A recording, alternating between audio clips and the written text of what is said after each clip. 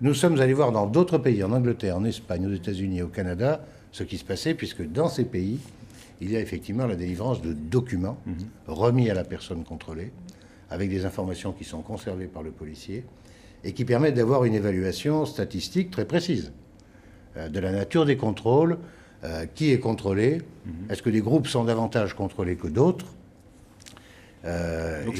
Comment dans votre, je dirais, dans votre politique, dans votre esprit, c'est plutôt une bonne mesure. Allez, Ça. Laissez-moi terminer. Oui, je vous en prie. Mais... Donc on collecte des centaines de milliers d'occurrences.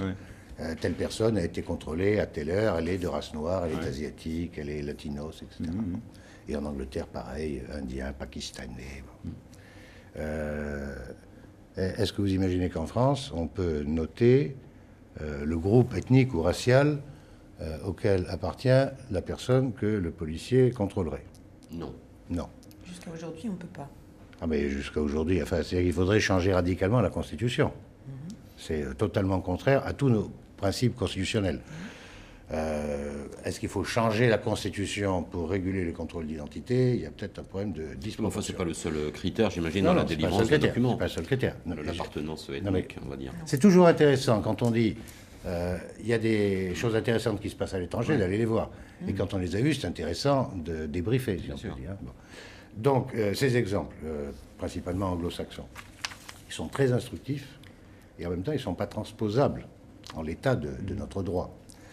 Donc, il peut y avoir des systèmes de délivrance, de remise d'un document à la personne contrôlée, mais qui, évidemment, ne feraient figurer... Mais vous dites qu'ils sont très instructifs. Est-ce qu'ils sont Oui. très instructifs dans le sens où, par exemple, dans ces pays, ça a diminué le contrôle sur tel ou tel type de population? Alors, on apprend deux choses quand on regarde de près, outre le fait que ce ne soit pas transposable. On apprend deux choses. La première, le nombre de contrôles diminue considérablement, de plus de moitié. Bon. Les gens sont beaucoup moins contrôlés. Mais, en revanche, sur les personnes contrôlées, on retrouve le même sentiment, mais là corroboré par des chiffres, que des groupes ethniques sont plus contrôlés que les autres. Et là, on n'est plus dans l'idée reçue, on est dans le chiffre, la statistique. Donc en réalité, ça fait diminuer le nombre de contrôles, mais ça ne fait pas diminuer le débat. Le débat persiste.